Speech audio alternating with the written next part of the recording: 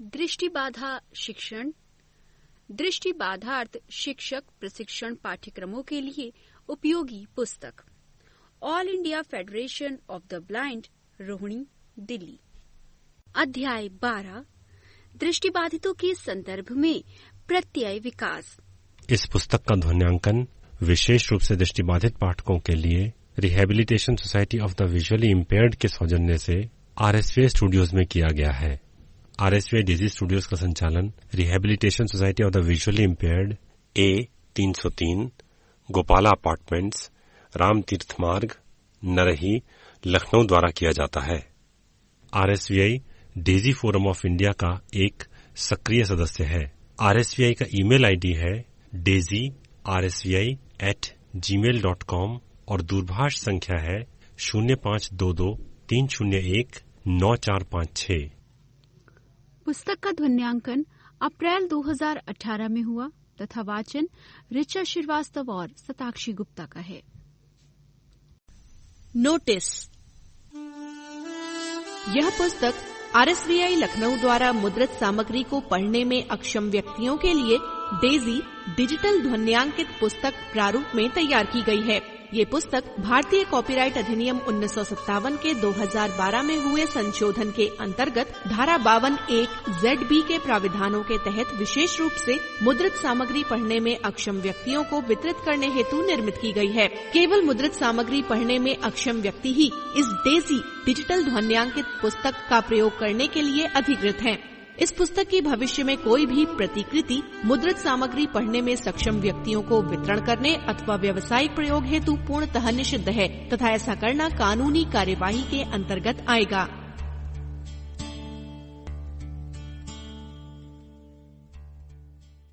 पृष्ठ 153।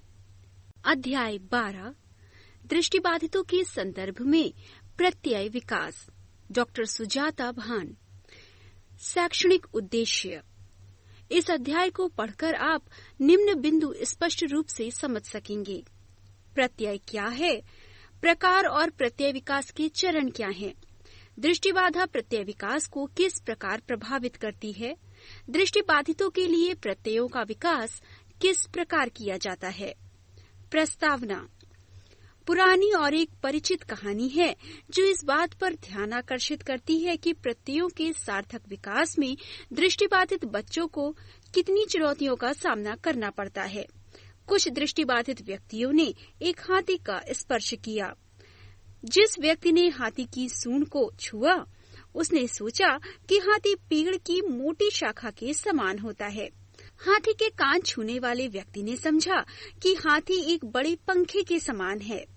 एक अन्य व्यक्ति ने हाथी के शरीर को छुआ और कहा कि हाथी एक ईंट की बड़ी दीवार के समान होता है। जिस व्यक्ति ने पूंछ का स्पर्श किया उसका विचार था कि हाथी रस्सी के समान होता है और जिसने टांग का स्पर्श किया उसके अनुसार हाथी पेड़ के एक बड़े तने के जैसा था। ये कहानी हमारे मस्तिष्क में कुछ प्रश्नों को जन्म देती है। क्या दृष्टिबाधित व्यक्ति हाथी का सही प्रत्यय समझ सकते हैं? क्या दृष्टिबाधित व्यक्ति कभी सागर के विस्तार या हिमालय की विशालता को जान सकते हैं? क्या वे कभी एकल कोशिकीय जीव या छोटे से कीड़े के स्वरूप को जान सकेंगे? इन प्रश्नों का उत्तर देने के लिए हमें पहले ये समझना होगा कि प्रत्यय क्या है और उनका निर्माण कैसे होता है। पृष्ठ 154 का प्रत्यय, अर्थ और परिभाषा। प्रत्यय उन विशिष्ट पदार्थों, घटनाओं या प्रतीकों का समुच्चय है जिन्हें समान विशेषताओं के आधार पर एक समूह में रखा जाता है और जिनकी चर्चा एक विशिष्ट नाम या प्रतीक के रूप में की जा सकती है। मेरिल और टेनिसन के अनुसार प्रत्यय एक ऐसी इकाई है जिसके अनुसार व्यक्ति सोचता है। प्रत्यय ठोस और स्थूल पदार्थों जैसे कुर्सी, कुत्ता आदि और सूक्ष्म दृश्यों और भावों जैसे रंग, संवेग आदि का मानसिक प्रतिरूपण, बिंब अथवा विचार है।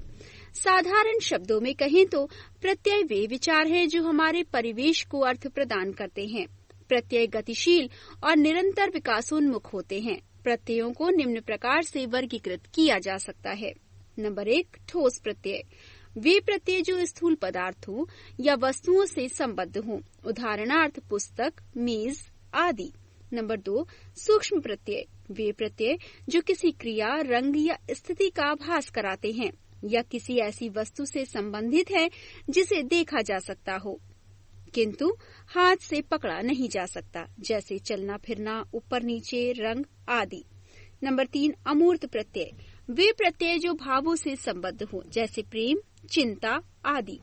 ख, प्रत्यय विकास के सोपान, जब हम अपने परिवेश पर विचार करते हैं तब प्रत्यय हमारे मस्तिष्क में निर्मित होते हैं। आवश्यकता है ज्ञानेंद्रियों की और अपने तत्कालिक एवं सुदूर परिवेश के साथ हमारे संपर्क की। प्रत्ययों का विकास हमारे अपने विशिष्ट अनुभवों पर होता है। हाथी की कहानी में प्रत्यय दृष्टिबाधित व्यक्ति का हाथी से संबंधित अपना अलग अलग अनुभव रहा और इस कारण प्रत्येक का हाथी का बिल्कुल भिन्न प्रत्यय भी रहा। यदि हम इनको व्यक्तिगत अनुभवों का परिणाम माने तो कोई भी प्रत्यय गलत नहीं था। हाथी के अलग अलग हिस्सों को छूने वाले व्यक्ति के अपने परिप्रेक्ष्य में हाथी का उसका प्रत्यय सार्थक था, यद्यपि वो प्रत्यय दृष्टि और श्रवण वाले व्यक्ति को विचित्र सा लग सकता था। पृष्ठ 155। बच्चे प्रत्ययों के निर्माण की शुरुआत स्वयं से ही करते हैं। सकारात्मक आत्म प्रत्यय के विकास के लिए आवश्यक है कि परिवेश उद्दीपनशील या संरक्षणात्मक हो। माँ की गोद में शिशु ये सीखता है कि वो दूसरे व्यक्ति को किस प्रकार प्रभावित कर सकता है। वो सीखता है कि यदि वो रोता है तो उसे आहार मिलता है व आराम पहुंचाया जाता है। धीरे धीरे जैसे जैसे शिशु बड़ा होता जाता है उसके अनुभव भी बढ़ने लगते हैं। वो अपने और अपनी माँ के शरीर के बारे में जानकारी प्राप्त करता है। वो जान लेता है कि उसके चारों ओर के परिवेश में व्यक्ति भी हैं और स्थूल पदार्थ भी। वो सीख जाता है कि उसके हाथ कहाँ तक पहुँच सकते हैं, वो क्या कुछ देख सकता है और सुन सकता है। वो जान जाता है कि उसका एक परिवार है, घर है, आस पड़ोस है और मोहल्ला है। वो समझने लगता है कि व्यक्ति एक दूसरे से भाषा द्वारा संपर्क करते हैं और वो स्वयं को भाषा का प्रयोग करने वाले इस समूह का एक भाग मानने लगता है। संसार के तौर तरीकों और आपसी संबंधों के विषय में बच्चा जितने अधिक विचार और स्मृतियां संजो पाता है उतना ही सरल हो जाता है उसके लिए आगे के प्रत्ययों का विकास। उदाहरण के लिए, जब बच्चा ये समझने लगता है कि यदि वो प्याले को उलट देगा तो उसमें रखा पानी नीचे बिखर जाएगा, तब वो कारण और प्रभाव का संबंध समझना शुरू कर देता है। इस प्रकार एक प्रत्यय में निपुणता प्राप्त करने के बाद बालक दूसरे प्रत्यय को अधिक सरलता से समझने लगता है। प्रत्यय एक लड़ी के रूप में एक दूसरे के साथ निर्मित होते हैं, जैसा कि कौशलों के संदर्भ में होता है। जेरोम ब्रूनर के अनुसार सूचना अथवा ज्ञान स्मृति में निम्न 3 विभिन्न रूपों में संग्रहित और स्थापित होते हैं। नंबर 1, क्रिया प्रधान प्रतिरूपण। इसका अर्थ है क्रिया प्रधान सूचना को स्थापित करना और उसे स्मृति में संग्रहित करना। उदाहरण के लिए, बच्चा दांत ब्रश करना सीखता है और फिर ब्रश करने की क्रिया में हाथ के हिलने डुलने को अपनी स्मृति में संग्रहित कर लेता है। इसी प्रकार बच्चा एक प्याले और एक किताब को पकड़ने के अंतर को अलग अलग करके समझ जाता है, क्योंकि उसने इनसे संबंधित क्रियाओं के निष्पादन द्वारा विभिन्न मानसिक प्रतिरूपों को स्थापित कर लिया है। पृष्ठ 156। नंबर 2, मूर्ति प्रधान प्रतिरूपण। जब सूचना को दृष्टि द्वारा बिंबों के रूप में संग्रहित किया जाता है तब उसे मूर्ति प्रधान प्रतिरूपण होना कहते हैं। उदाहरण के लिए, बच्चा अपने खिलौनों के आकार के माध्यम से याद रख सकता है। बच्चों के लिए सूचनाओं को याद रखना तब और सरल हो जाता है जब ये सूचनाएं रेखा चित्रों और चित्रों के रूप में प्रस्तुत की जाएं। नंबर 3, प्रतीकात्मक प्रतिरूपण। इसका अर्थ है कि सूचना को एक कोड या प्रतीक के रूप में संग्रहित किया जाए, जैसे भाषा। प्रतीकात्मक प्रतिरूपण की अवस्था में ज्ञान प्रमुख रूप से शब्दों, गणितीय चिन्हों अथवा अन्य प्रतीक प्रणालियों के रूप में संग्रहित होता है। उदाहरण के लिए, बच्चा सीखता है कि बिल्ली शब्द एक वर्ग विशेष का प्रतीकात्मक प्रतिरूपण है। ब्रूनर के अनुसार जैसे जैसे बच्चे बड़े होते हैं उन्हें अपने वातावरण में बार बार घटित होने वाली नियमितताओं को प्रतिरूपित करने की एक विधि सीखनी होती है। नई सूचना का अधिगम तभी प्रभावकारी होता है जब प्रत्यय मूर्ति प्रधान से लेकर क्रिया प्रधान और फिर प्रतीकात्मक प्रतिरूपण तक धीरे धीरे विकसित हो। ज्ञानात्मक विकास और प्रत्यय निर्माण। एक प्रसिद्ध मनोवैज्ञानिक जीन पियाजे ने इस बात का विस्तृत अध्ययन किया है कि बच्चों में प्रत्ययों का विकास किस प्रकार होता है और वे संसार को किस प्रकार समझ पाते हैं। पियाजे का विश्वास है कि बच्चा मात्र सूचना ही प्राप्त नहीं करता, बल्कि वो अपने ज्ञान संचय में सक्रिय रूप से भाग लेता है। बच्चे का बौद्धिक विकास प्रत्यक्ष शिक्षण का परिणाम नहीं है, अपितु ये वातावरण के उसके द्वारा दिए गए जोड़ तोड़ और शोध पर निर्भर होता है। हर बच्चे का विकास अपने में विशिष्ट प्रकार का होता है और ये विकास इस बात पर निर्भर करता है कि उसने स्वयं को वातावरण के अनुसार कहाँ तक अनुकूलित किया है। एक शिशु की सहज चेष्टाओं से लेकर एक वयस्क की तार्किक क्षमताओं तक आयु आधारित ज्ञानात्मक विकास के पियाजे ने निम्न सोपान बताए हैं। पृष्ठ 157। नंबर 1, इंद्रिय जनित गामक अवस्था 0 से 2 वर्ष तक। ये संवेदी और इंद्रिय जनित दक्षताओं के उपयोग द्वारा परिवेश संबंधी प्रत्यय निर्माण का समय है। इस अवस्था में शिशु सहज प्रक्रियाओं और स्नायु तंत्रीय गतिविधियों द्वारा अपने परिवेश के विषय में जानकारी प्राप्त करता है। वो स्वयं तक पहुंचने वाली सूचनाओं को अपनी उपलब्ध ज्ञानात्मक संरचनाओं में आत्मसात करने की कोशिश करता है। इन संरचनाओं को प्रतिमान कहा जाता है। उदाहरण के लिए शिशु सभी वस्तुओं को अपने मुंह में डालने के अपने सहज व्यवहार द्वारा अपने परिवेश को जानने की चेष्टा करता है। अनुभव के साथ वो समझने लगता है कि स्तनपान चम्मच से दूध पीने से बहुत भिन्न है और वो दूध पीने की क्रिया में आवश्यक संशोधन करना सीख लेता है और इस प्रकार स्वयं को स्थिति के अनुकूलित कर लेता है। इस अवस्था में बच्चे अपने स्वयं के शरीर और अपने व दूसरों के कार्यकलापों को समझना सीख लेते हैं। बच्चे विभिन्न पदार्थों की विशेषताओं और उनके प्रयोग की विधि भी सीखने लगते हैं। इस प्रकार का सीखना बच्चों के लिए पहले आत्मसात रूप से, फिर स्वयं की जानबूझकर की गई चेष्टाओं के द्वारा और फिर दूसरों को देखकर संभव होता है। 2 वर्षों की समाप्ति पर बच्चे को अपने स्वतंत्र अस्तित्व का आभास होने लगता है और वो अपने क्रियाकलापों के साधारण परिणामों की भविष्यवाणी करने में समर्थ होने लगता है। वो पदार्थों के स्थायित्व को समझने लगता है, जिसका अर्थ ये है कि वो जान जाता है कि पदार्थों का अस्तित्व है, भले ही वो उन्हें देख न सके। ये भावी प्रत्यय विकास का आधार बनता है। इंद्रिय जनित गामक अवधि में प्रत्यय विकास। नंबर 2, पूर्व संक्रियात्मक अवस्था 2 वर्ष से 7 वर्ष तक। इस अवस्था में बालक अन्य पदार्थों और घटनाओं को प्रतिरूपित करने के लिए प्रतीकों का प्रयोग करना सीख जाता है। भाषा विकास के साथ शब्द ऐसे प्रतीकों का रूप ले लेते हैं जिनका प्रयोग बालक अपने संसार की रचना के लिए करता है। भाषा उसे प्रत्ययों को श्रेणीबद्ध करने के योग्य बनाती है। इस अवस्था में प्रत्यय आत्म केंद्रित होते हैं। उदाहरण के लिए बालक अपने रोते हुए साथी को चुप कराने के लिए अपनी माँ के पास ले जाएगा अथवा पिता के जन्मदिन पर वो उन्हें ऐसा उपहार देना चाहेगा जिसे वो स्वयं अपने लिए रखना चाहता है। पृष्ठ 158। वो मानसिक रूप से क्रिया का निष्पादन नहीं कर पाता, अतः उसे बचा भी नहीं पाता। पियाजे के एक प्रयोग के अनुसार एक ही आकार के 2 बीकरों में बराबर मात्रा में तरल पदार्थ भरा गया और फिर एक बीकर से तरल पदार्थ को बच्चों के सामने रखते हुए एक अधिक बड़े बीकर में पलट दिया गया। पूर्व संक्रियात्मक बालक ने समझा कि अधिक बड़े बीकर में पानी की मात्रा अधिक है। उसकी सोच वास्तविकता की बजाय अनुमान पर आधारित रही। नंबर 3, मूर्त संक्रियात्मक अवधि 7 से 11 वर्ष तक। ये प्राथमिक शिक्षा के वे वर्ष हैं जिनमें बच्चे विचारों को अपने हिसाब से जोड़ तोड़ करना सीखना आरंभ करते हैं, जैसे वे पहले स्थूल परिवेश में हेरफेर किया करते थे।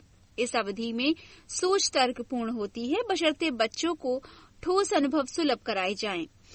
मूर्त संक्रियात्मक अवधि वाला बालक अनुभवों को संजो सकता है। मानसिक रूप से वो उलट भी सकता है। इस कारण वो पहले ही बता सकता है कि यदि बच्चे लंबे बीकर से पानी को वापस उसके मूल बीकर में उड़ेल दिया जाए तो पानी की मात्रा उस बीकर में वही हो जाएगी जो पहले थी। उसमें ये समझने की क्षमता विकसित हो जाती है कि स्थितियों की मूलभूत विशेषताओं में बाहरी परिवर्तनों के कारण कोई बदलाव नहीं आता। क्रिया पूर्व बालक की आत्मकेंद्रित स्थिति के बजाय वो अकेंद्रित स्थिति को प्राप्त कर लेता है। इसका तात्पर्य ये हुआ कि मूर्त संक्रियात्मक अवधि वाला बालक एक ही स्थिति के एक से अधिक पक्षों पर ध्यान केंद्रित कर सकता है। वो बालक समानता और भिन्नता के सहारे वस्तुओं को वर्गीकृत कर सकता है।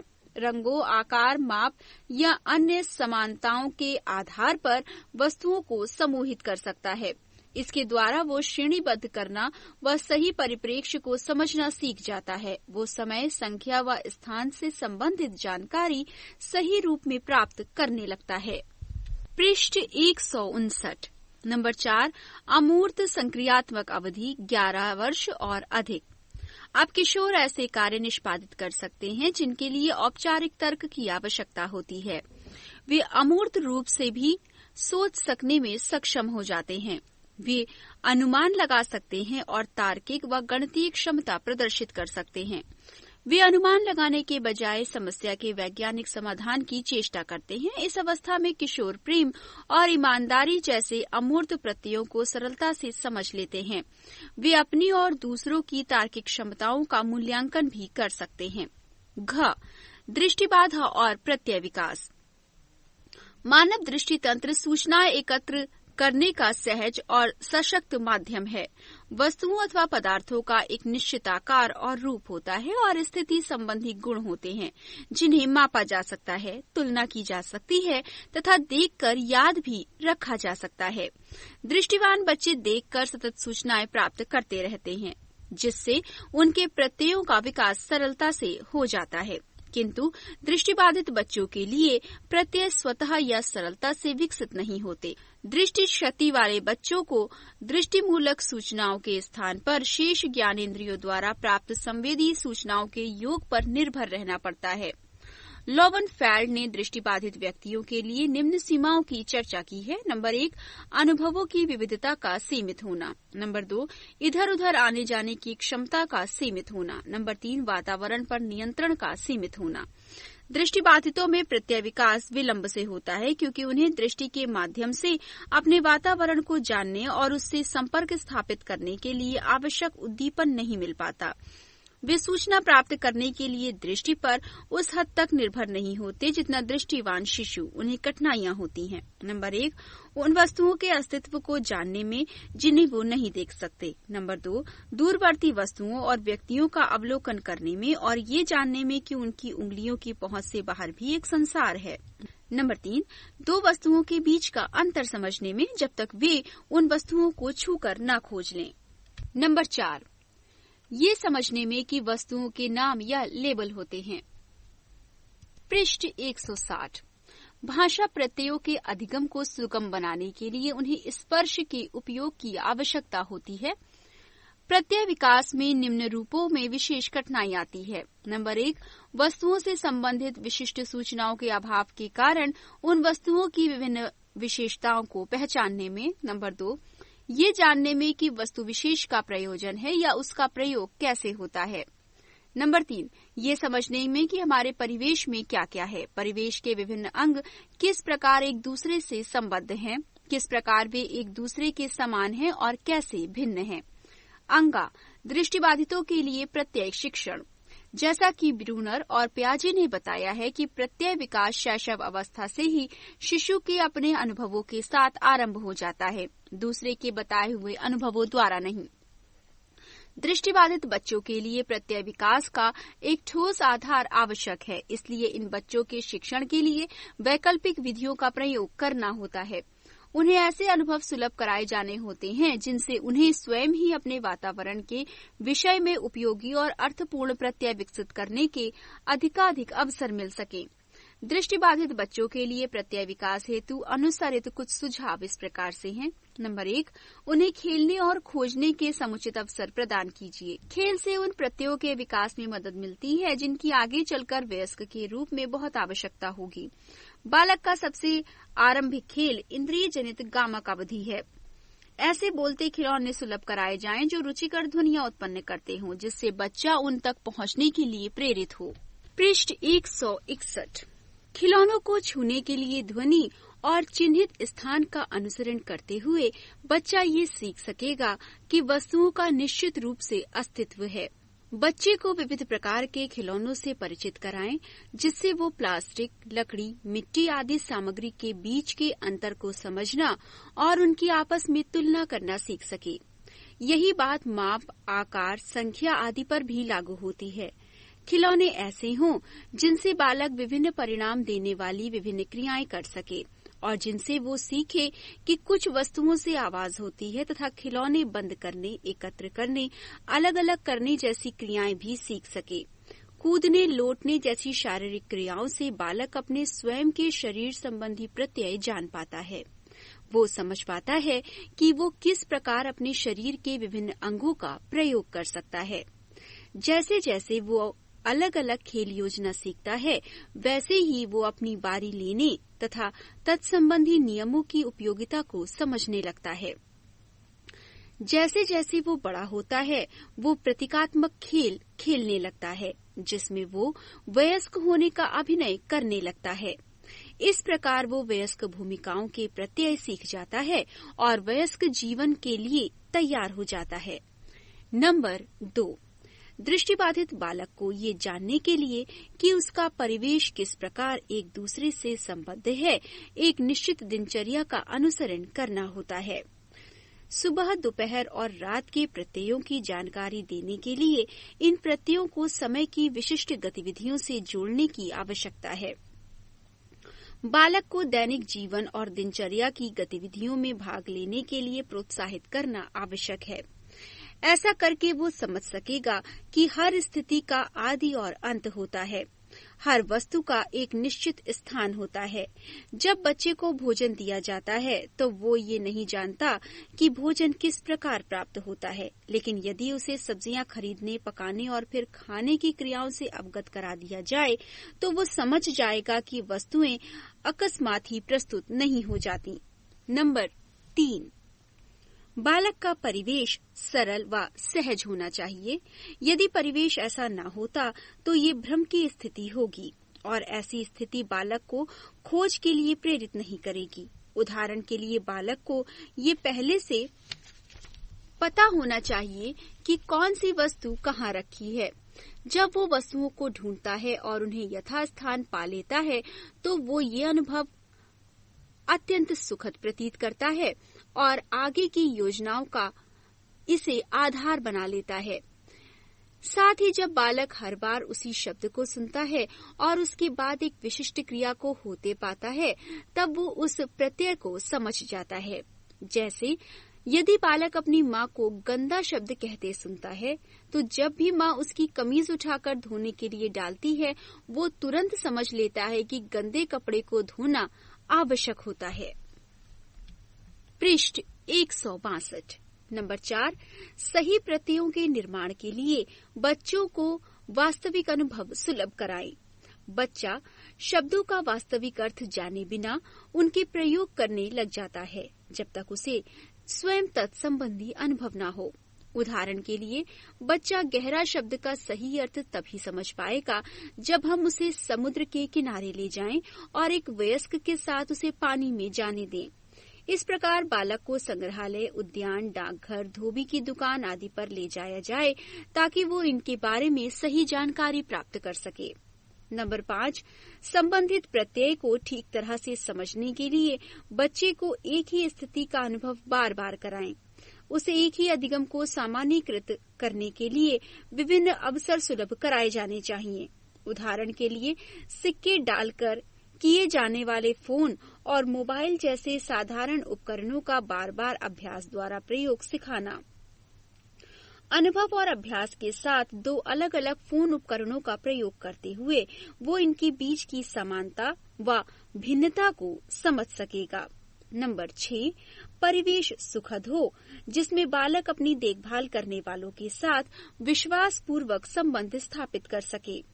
बालक कोई भी नई चीज सीखने में भयभीत हो सकता है, अतः वयस्कों को खोज के प्रयासों में बालक की सहायता करनी चाहिए।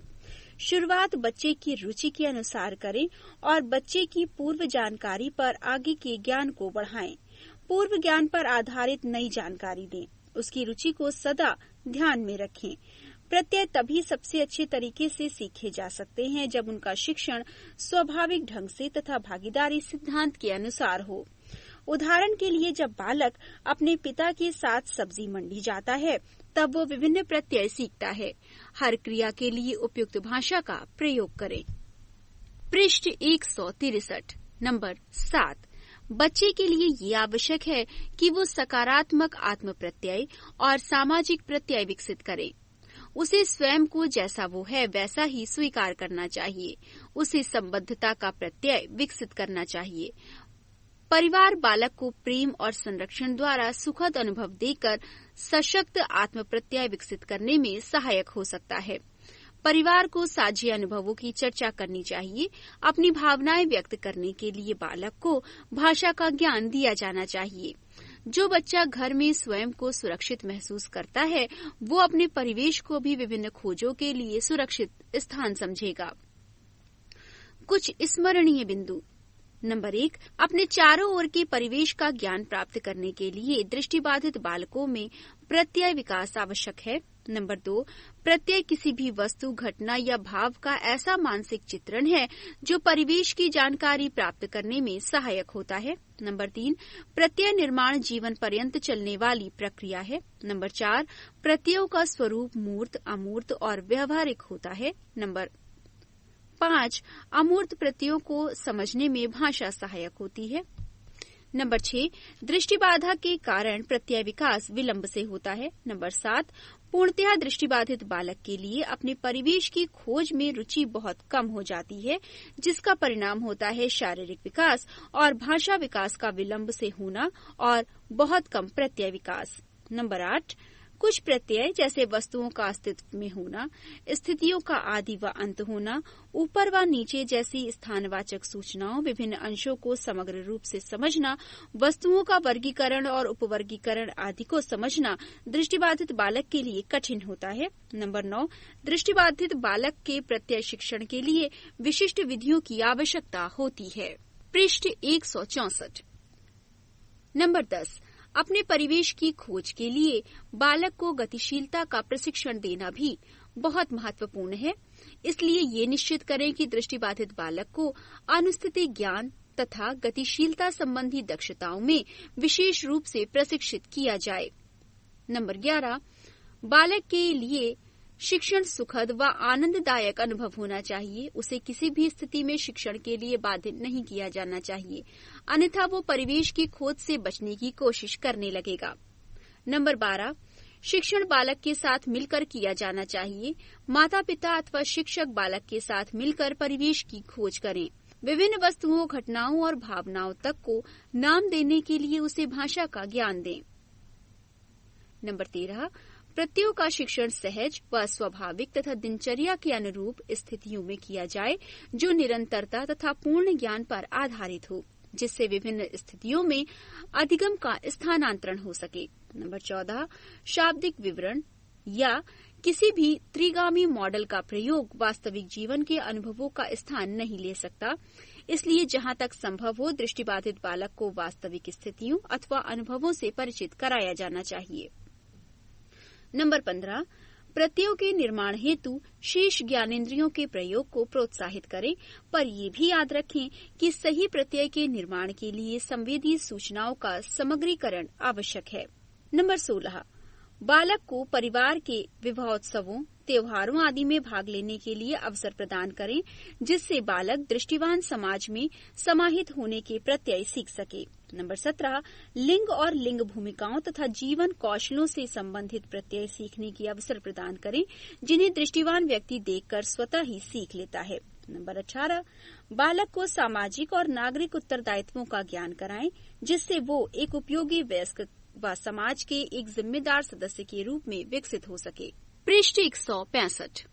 संदर्भ सूची। Number 1, an instructional design guide, 2nd edition, New Jersey, educational technology publications, INC। Number 2, Bernal J.S. 1961, The Act of Discovery, Harvard Educational Review, 31, 21-32. Number 3, Longfield B. 1981, Blindness and People, American Foundation for Blind, New York, NYINC. Number 4, Mrill M.D. Tennyson, R.D. and Poissy, L.O. 1992, Teaching Concept, Piaget, J. 1990, The Child's Conception of the World, New York, Littlefield, Adams. Number 5, www.abacon, that is abacon.com/SLAVIN, that is Slavin/images/t6.gif. Number 6, www.janworld, the spelling is JAINWORLD.com/literature/story25.htm.